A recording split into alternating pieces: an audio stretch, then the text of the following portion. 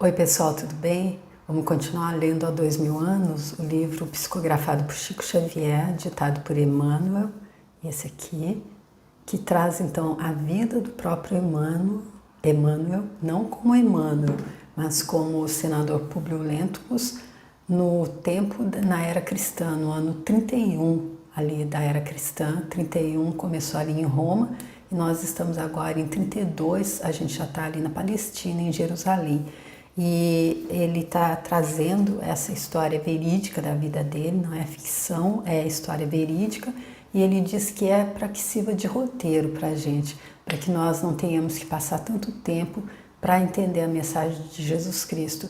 Ele que teve a oportunidade de se reencarnar na época em que Jesus Cristo estava também encarnado, em carne e osso, mais ou menos a mesma idade, os dois devem ter nascido mais ou menos na mesma época, e ali ele tem também o privilégio de se encontrar com Jesus Cristo e não entende, não consegue perceber, não abre mão do orgulho. E ele tinha sido avisado em sonho que essa reencarnação seria em tempos de grandes luzes, e ele viria com muito poder também, da mesma forma que ele se viu antes, como o antepassado dele, o bisavô dele, como um senador. Ele viu o antepassado na época do Catilina, quando houve o atentado à República de Roma, quando houve o atentado a Roma e foi parado por Cícero. Então ele se viu ali e ele então continuou na mesma linhagem, ele voltou novamente como senador e foi dito a ele que ele teria que dar prova de renúncia e de humildade, e foi exatamente o que ele não deu. Ele não desceu do orgulho dele, nem para admitir que Jesus Cristo tinha curado a filha dele da lepra, o que a Lívia, que é a mulher dele, percebeu que tinha acontecido. E então, por isso, ele está enfrentando os piores pesadelos mesmo da vida dele agora, com o André de Giórias, que é o pai do Sálvio, que foi aquele jovem que foi pego quando ele chegou em Jerusalém como a pessoa que tinha tirado uma pedra que acertou o rosto de Lívia, que é a mulher do senador Públio. Então o senador mandou que ele fosse açoitado e depois o mandou para as galeras, ou seja, para a prisão perpétua, pois ele foi condenado então a ser escravo ali nas galeras. E aí o pai dele, André de Giórias, veio interceder por ele, nós já vimos nos vídeos anteriores. O senador recusou e ele disse então a ele que ele tinha comprado um inimigo eterno. E aqui então, no vídeo anterior, nós vimos como é que ele então colocou em prática esse plano de vingança, esse plano implacável de vingança contra o senador, que foi ali em comunhão, em conchavo ali com a serva Semele. Ele então raptou o filho Marcos, o menino que tinha menos de um ano ainda, raptou o menino e para transformá-lo em escravo dele, já que ele disse que se os romanos escravizavam os deles, ele também escravizaria o filho dele. E aí, no desespero pela busca do filho, o senador mandou açoitar os escravos que estavam à noite na vigilância, que não viram, e até que Lívia veio e pediu a ele que parasse, falando para ele para pensar nas mães dessas pessoas também, desses escravos, e ele disse que não poderia se comparar uma mãe de um miserável com ela, que era uma nobre. E aí então, mas ainda assim ele mandou que o castigo fosse suspenso, e ela foi rapidamente amparada por Ana, a serva. Ela recolheu-se ao leito com febre alta, e ele então mandou cessar o castigo e recolheu-se ao gabinete para meditar a situação. E aí então vamos ver como é que continua nesse capítulo. Eu peço que Jesus Cristo possa me abençoar, para que eu possa fazer a leitura da forma mais clara possível, e que também os comentários que eu faça possam ser também relevantes para o entendimento, que eu possa ser inspirada, e eu peço a permissão então de Jesus Cristo para fazer esse trabalho. Naquela mesma noite, recebeu a visita de Sulpício, que lhe veio trazer um infrutífero resultado de suas indagações na pista do pequeno Marcos. Ao despedir-se, exclamou Líctor, com grande surpresa de Públio, que lhe observara o tom enigmático das palavras. Senador, eu não posso decifrar esse doloroso enigma do desaparecimento do vosso filhinho, mas talvez possa orientar-vos em alguma pista segura com as minhas observações pessoais relativas ao assunto. Mas se tens semelhantes elementos, abre-te sem receios, exclamou Públio com o máximo interesse. Meus elementos de observação não são pontos de aclaramento positivo, e como existem alguns remédios que, em vez de curarem uma ferida, produzem outras úlceras incuráveis, acho melhor adiar para amanhã à noite as minhas impressões individuais sobre os fatos. Gozando com a atitude de estupefação do interlocutor profundamente impressionado com suas insinuações criminosas, Sulpício rematou as despedidas, acrescentando intencionalmente: amanhã aqui estarei a estas mesmas horas, e se hoje não vos satisfaço ao desejo, aqui permanecendo até mais tarde, é que me esperam alguns afazeres no meu gabinete de trabalho, em vista de alguns pedidos de informações das nossas autoridades administrativas. E aqui então a gente vê que o Sulpício, então ele está ali plantando o que ele vai trazer, porque nas páginas anteriores nós vimos que no momento em que a Semele ela estava ali passando o pequeno Marcos para o André de Gioras, o André tinha dito a ela para se vestir com uma das túnicas da Lívia, para que se tivesse alguém observando, ele já anteviu isso, que poderia haver esse incidente de que alguém visse os dois fazendo essa troca ali à noite, então que ela deveria estar vestida romana e ele também estaria vestida romana. E por isso, quando o Públio viu a cena de longe e se aproximou um pouco mais, só conseguiu ouvir eles dizerem o nosso segredo e viu que a mulher estava trajada romana. Então ali a única que se trajava romana era a Lívia, porque as outras eram servas, eram escravas, não se trajavam, não vestiam as mesmas roupas. Então ele já começou a pensar, ele já concluiu que ela estaria se encontrando com o governador, o Pôncio Pilatos, que estava também ali em Nazaré. Ele havia mandado avisar que estava em Nazaré. Ele até disse, um homem cobre milhas de distância para encontrar a mulher, então a amante, que ele acreditou que eles estivessem realmente tendo um caso.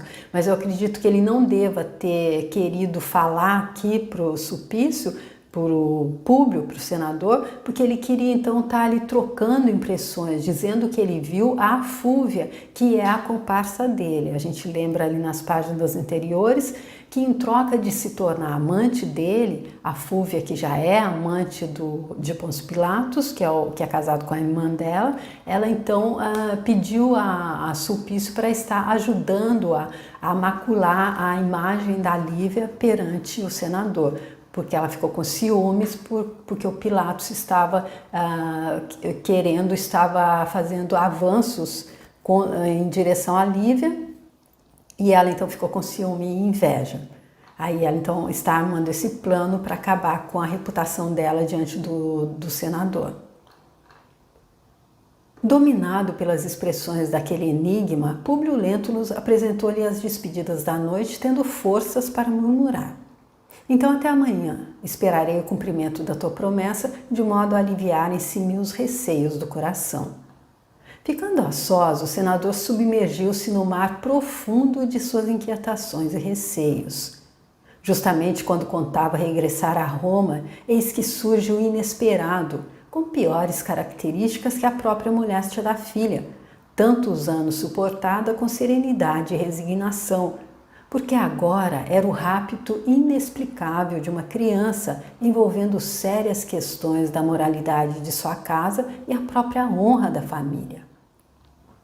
No íntimo, sentia-se como um homem sem inimigos na Palestina, porquanto, com exceção do jovem Saul, filho de André, que, a seu ver, deveria estar tranquilo no lar paterno, nunca humilhara os brios de nenhum israelita, visto que a todos dispensava o máximo de sua pessoal atenção.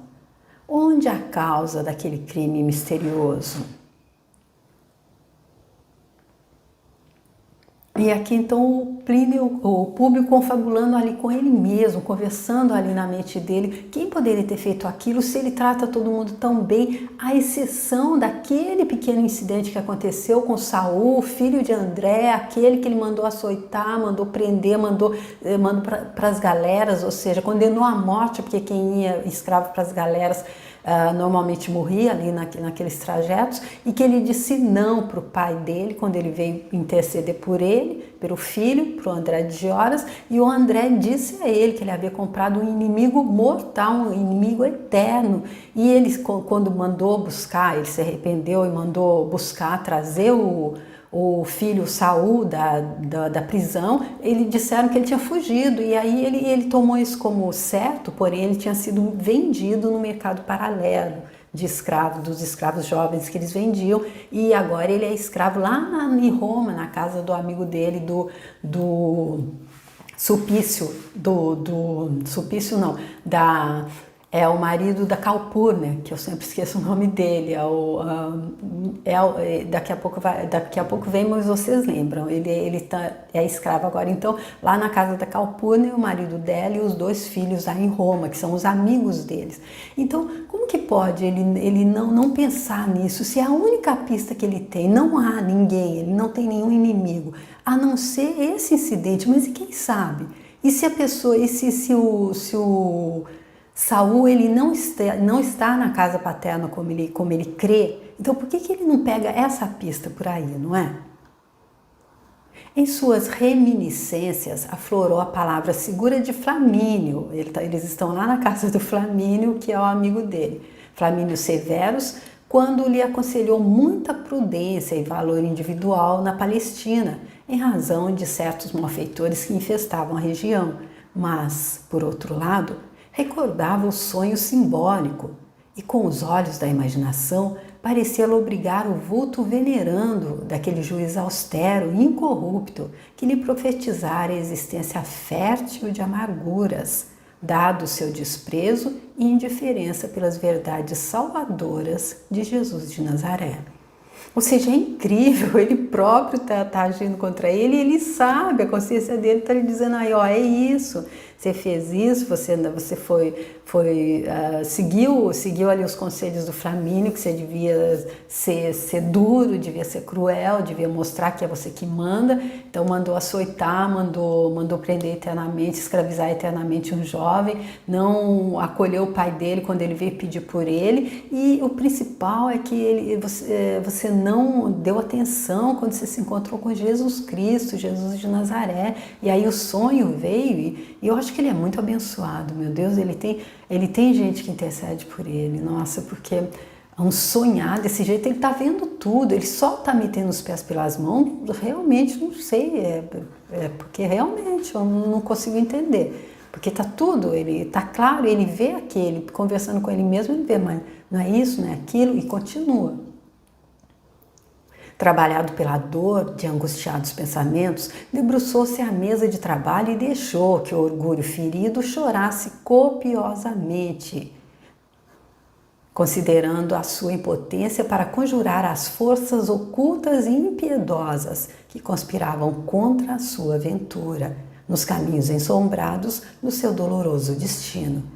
Então aqui está a resposta, gente. Ele deixou que o orgulho ferido chorasse copiosamente. Então ele está se deixando guiar pelo orgulho. Enquanto a gente põe o orgulho como nosso mestre, é ele que está guiando a nossa vida, então pode vir qualquer ajuda, pode vir ele é a prova. O Emmanuel disse que traria a vida dele, trazia esse testemunho dele, uma coisa íntima dele, que ele está abrindo para a gente como roteiro. Olha, se vocês se guiarem pelo orgulho, é isso, vai trazer muito, como o juiz que ele viu ali, ele profetizou a existência fértil de amarguras, quando a gente se deixa guiar pelo orgulho.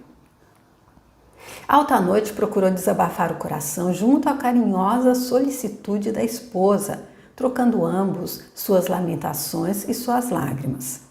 Públio, exclamava ela com a ternura característica do coração, procuremos reanimar nossas energias em favor de nós mesmos. Nem tudo está perdido. Com os direitos que nos competem, podemos determinar todas as providências precisas em busca do nosso anjinho. Adiaremos o regresso a Roma indefinidamente, se tanto for necessário, e o resto os deuses farão por nós, reconhecendo nossa angústia e abnegação. E olha, então aqui, ela com todo, porque imagina ela como mãe, um menino, um bebezinho, um neném ali ainda, ela como mãe, ali o sofrimento que ela não estava passando também, e ela tem força então de dizer a ele para reanimar as energias, porque nem tudo estava perdido, porque senão eles iam usar as energias, se eles se desesperassem, eles usariam a energia no desespero e não iam poder então estar usando essas energias para conseguir tomar todas as providências necessárias na busca do menino. O que não é justo é que nos entreguemos irremediavelmente ao nosso desespero, inutilizando as derradeiras forças para a luta. A pobre senhora mobilizava os últimos recursos de suas energias maternas no proferir aquelas palavras de esperança e consolação. Sabia Deus, porém, das suas inenarráveis torturas íntimas naqueles momentos angustiosos, e apenas seu sentimento acrisolado de renúncia e de amor transformaria em forças as fragilidades da mulher para poder confortar o coração angustiado do esposo em tão penosas conjunturas. Aqui então ela dando mostras de que realmente ela é esse espírito muito mais fortalecido, muito mais caminhado, muito mais vivido do que ele. Sim, minha querida, farei tudo que estiver ao meu alcance para esperar a providência dos deuses, disse o senador, mais ou menos reanimado em face do valor de que lhe dava ela testemunho. O dia seguinte decorreu nas mesmas expectativas angustiosas, com os mesmos movimentos incertos de buscas infrutíferas.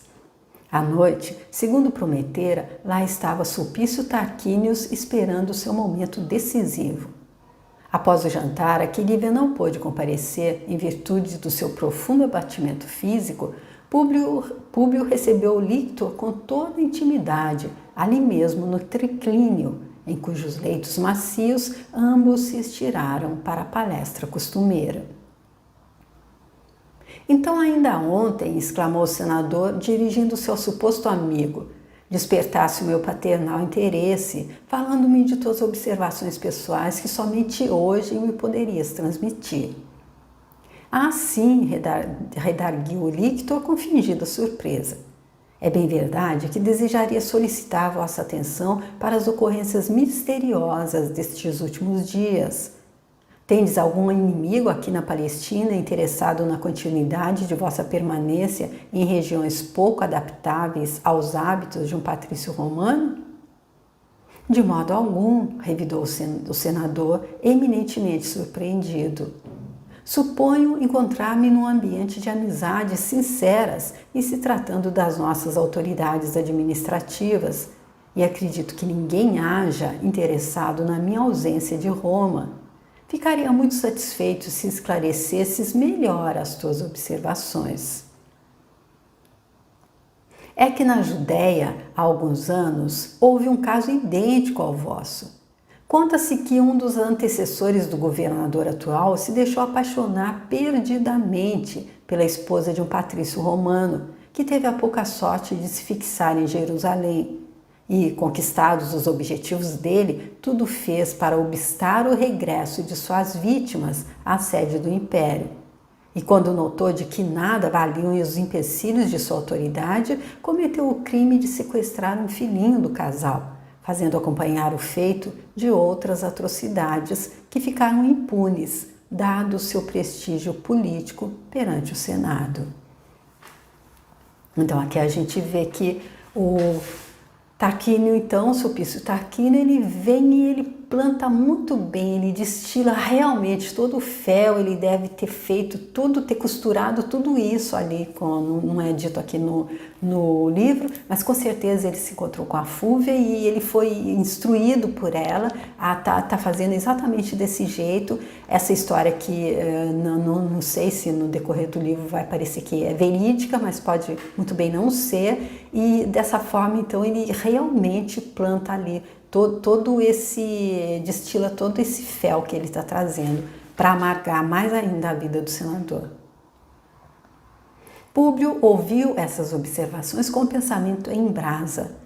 Em razão de sua intensidade emotiva, o sangue afluiu-lhe ao cérebro, parecendo represar-se em largas correntes junto ao dique das têmporas. Uma palidez de cera cobriu em seguida o rosto dele, numa face cadavérica, sem poder definir a emoção que lhe assaltava o íntimo, em face de tais insinuações contra sua dignidade pessoal e contra as honrosas tradições da família. Num instante reviveu todas as acusações de Fúvia e, julgando seus semelhantes pelo estalão dos próprios sentimentos, não podia admitir no espírito de Sulpício uma ferocidade de tal quilate.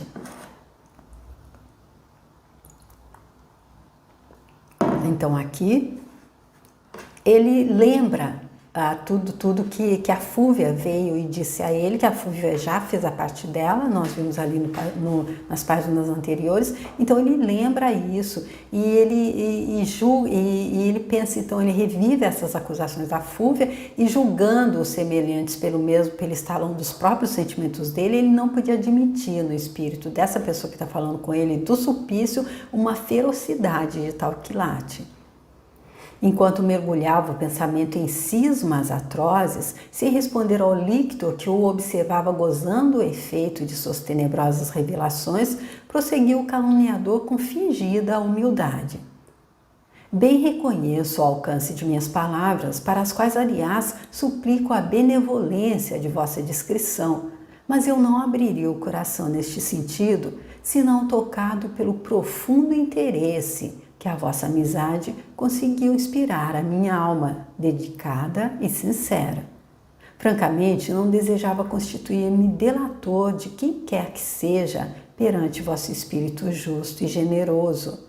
Todavia, passarei a narrar-vos o que vi com os próprios olhos, de modo a orientar com mais segurança o esforço de vossas pesquisas em busca do menino. E aí ele vai trazer mais. Vamos ver. E Sulpício Tarquínios, com a falsa modéstia de suas palavras venenosas, desfiou um rosário longo de calúnias, entremeando os argumentos de consecutivos goles de vinho, o que exaltava ainda mais a fonte prodigiosa das suas fantasias. Contou ao seu interlocutor que o ouvia atônito pela coincidência de suas observações com as denúncias de Fúvia, os mais íntimos pormenores da cena do jardim em casa de Pilatos, e em seguida narrou o que observara na noite do rapto, salientando a coincidência da estada do governador em Nazaré. Então aqui o que mais fez com que o Sulpício, com que o Públio ficasse mais tentado a acreditar nele, é que ele não sabe que ele está ali junto com a Fúvia nisso. Então ele diz, a Fúvia veio, contou, uma segunda pessoa está vindo e contando, ele teria que mais é que acreditar. Eu penso que foi assim que ele deve ter raciocinado. O senador ouvia-lhe a narrativa, ocultando a muito custo seu espanto doloroso. A prevaricação da esposa, segundo aquela denúncia espontânea, era um fato indubitável, ou seja, ele toma isso como uma denúncia espontânea, então já que está coincidindo, porque a Fúvia ele até deixou assim em aberto, ele não levou, não é possível a maldade dela, porém ele acredita que o Sulpício está fazendo uma denúncia espontânea, ele não tem nada, ele não sabe então que eles estão juntos nessa trama. Entretanto, ele queria acreditar o contrário. Durante todo o tempo da vida conjugal, Lívia manifestara o mais pronunciado retraimento dos ambientes sociais, vivendo tão somente para ele e para os filhinhos idolatrados. Era na sua palavra criteriosa e sincera que seu espírito ia buscar as necessárias inspirações para o êxito nas lutas da vida. Mas aquela denúncia lhe atordoava o coração e anulava todos os fatores da antiga confiança. Além disso, penosas coincidências vinham ferir seu raciocínio, despertando-lhe amarguradas suspeitas no íntimo da alma. Ou seja, ele abriu a alma para suspeita, ele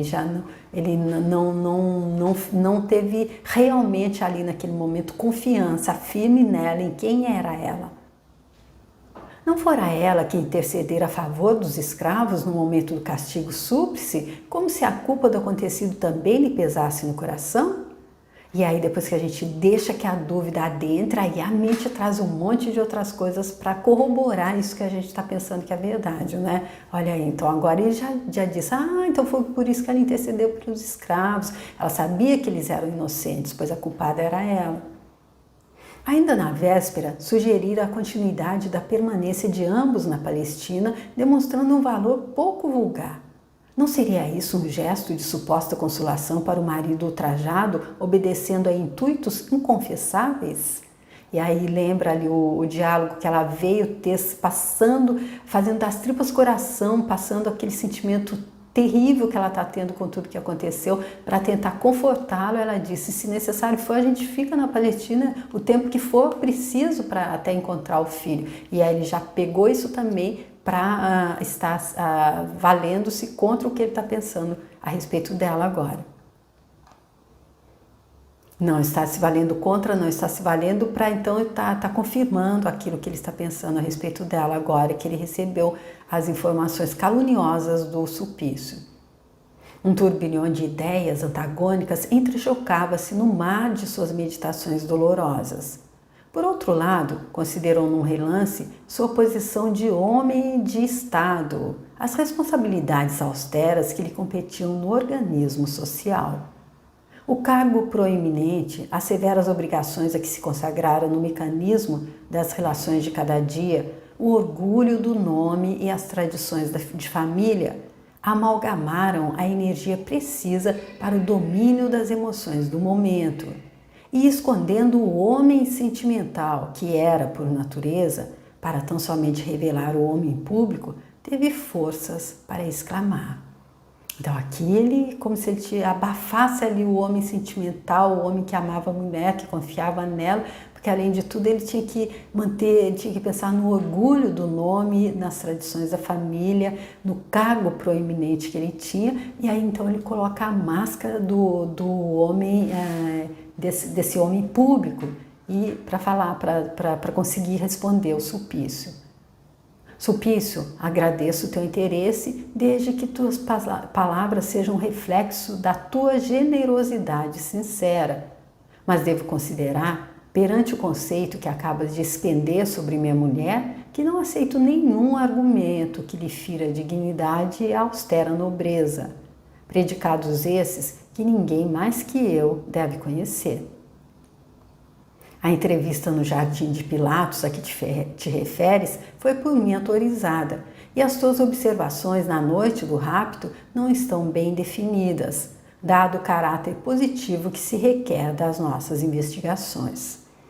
Aqui então, o orgulho dele não deixa que ele possa admitir também, pelo orgulho, que ele possa admitir então que alguma coisa pudesse estar acontecendo, ainda que no íntimo dele ele acredite. Ele tem acreditado no que o Sulpício disse, ele nega agora que tem acreditado para não ferir o orgulho dele.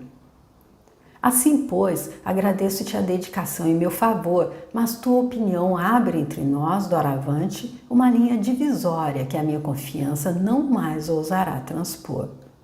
Ficas assim dispensado do serviço que te retinha junto de minha família, mesmo porque a perspectiva de minha volta a Roma se desvaneceu com o desaparecimento do pequeno. Não poderemos regressar à sede do Império enquanto não lograrmos o seu reaparecimento ou a certeza dolorosa de sua morte. Deste modo, eu seria imprudente exigindo a continuidade dos teus préstimos em Cafarnaum, sacrificando decisões de teus superiores hierárquicos, razão por que serás demitido da minha casa sem escândalos que prejudiquem tua carreira profissional. Aguardarei o ensejo de me comunicar com o governador a teu respeito, quando então serás desligado oficialmente do meu serviço sem nenhum prejuízo para teu nome. Vês assim que, como homem de Estado, agradeço o teu interesse e sei apreciar a tua dedicação, mas como amigo, não me é mais possível depositar em ti o mesmo grau de confiança. O Lictor, que não esperava semelhante resposta, ficou lívido no seu indisfarçável desapontamento, mas atreveu-se ainda a revidar fingidamente.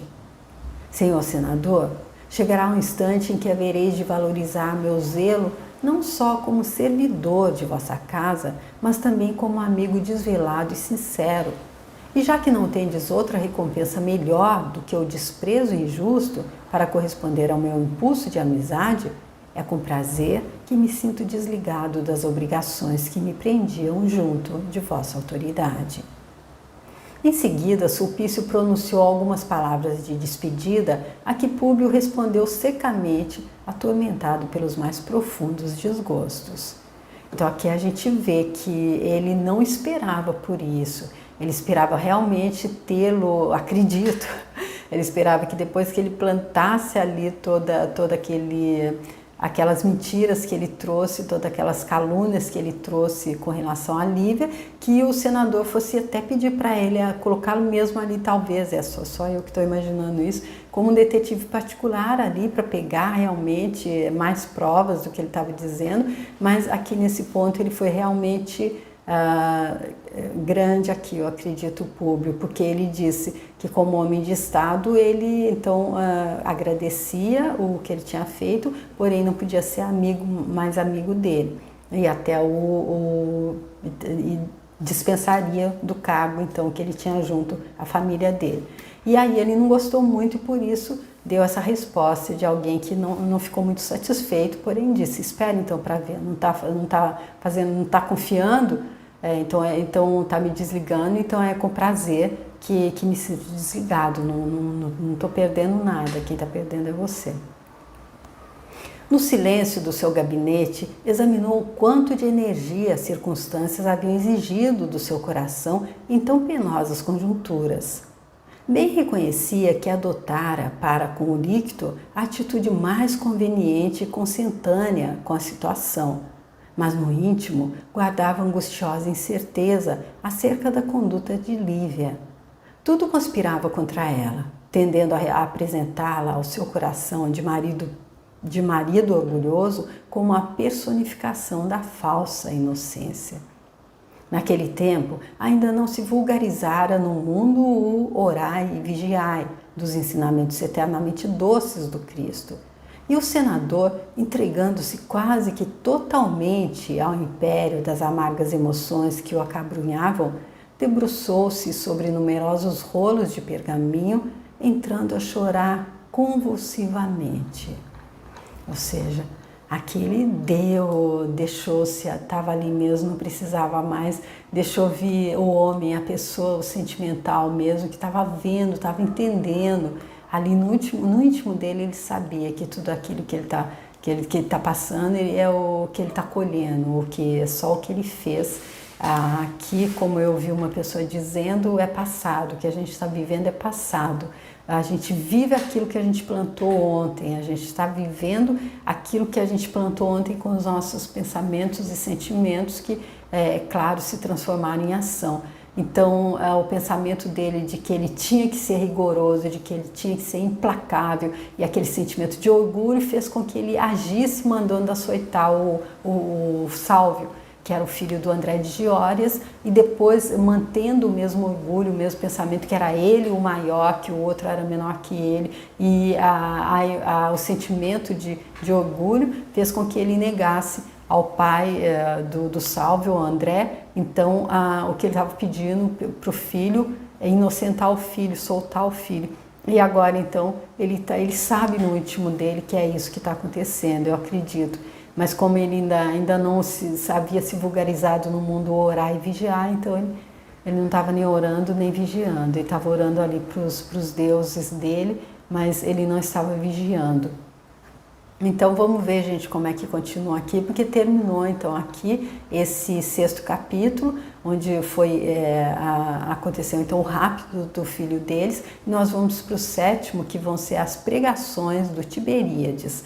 E aí eu espero até lá que você goste muito dessa parte aqui, que você goste dos comentários que eu fiz. Se você quiser, se você entender realmente como o Emmanuel está dizendo que esse é um roteiro para quem tá fazendo a travessia que ele já fez ali atrás. Então, se você quiser passar para alguém que possa estar precisando também desse roteiro, eu vou ficar super feliz. Se você quiser compartilhar, se você quiser deixar sua curtida, o seu like no vídeo, eu vou gostar muito. Se você quiser me mandar uma mensagem também, e se quiser se inscrever no canal, eu tenho também os outros livros do Chico Xavier. Tenho 2, o primeiro que é Paulo Estevam, que faz parte dessa série Romances de Emmanuel, e depois o Boa Nova, que seria o 2º livro preferido de Chico Xavier. E depois eu vou continuar então com essa série de Chico Xavier. E o próximo, então, é 50 anos depois, que a gente vê o senador Públio Lentulus, ou o Emmanuel agora, que ele volta como escravo. E aí ele entende. Mas aí é diferente, é interessante entender isso também. Porque Jesus Cristo não precisava que ele, agora que o encontrou, que ele tivesse o ajudado. Ele não precisava de ninguém para salvá-lo da crucificação. Nem acredito que se ele tivesse aceitado Jesus Cristo, que isso teria sido possível, que isso tivesse acontecido. Porém, o que Jesus Cristo mostrou a ele é que ele era uma oportunidade para ele estar mostrando a abnegação e humildade, que foi o que o juiz disse a ele que seria exigido dele nessa nova encarnação. E aí, como escravo, sim, aí ele consegue isso, mas aí ele já é escravo, aí já é diferente. Então, gente, eu espero que vocês possam continuar comigo até o final desse, que ainda está longe de acabar. Eu estou falando do próximo, mas eu só passando o carro na frente dos bois um pouco. Porém, nós ainda vamos para o 7º capítulo, tá? Desse, então, que é o roteiro que Emmanuel está trazendo para a gente. A vida dele não é ficção, é verdade, é uma história verídica da vida dele. Eu acredito que seja exatamente por causa daquela frase que eu repito no final sempre. Ele quer fazer com que que nós sejamos como o sábio, que aprende com o erro alheio. E já que o inteligente aprende errando, mas o sábio aprende, não precisa errar, ele vê o outro errando e aí ele já não vai e faz. E já aquele que não está preparado ainda, como o senador Públio Lentulus não estava, ele precisa de um tempinho a mais assim, ainda até que a ficha caia, tá bom? Tomara que não seja para a gente que está tendo a oportunidade de ler esse livro grandioso, e eu espero realmente contar com você para a continuação. Obrigada, tchau!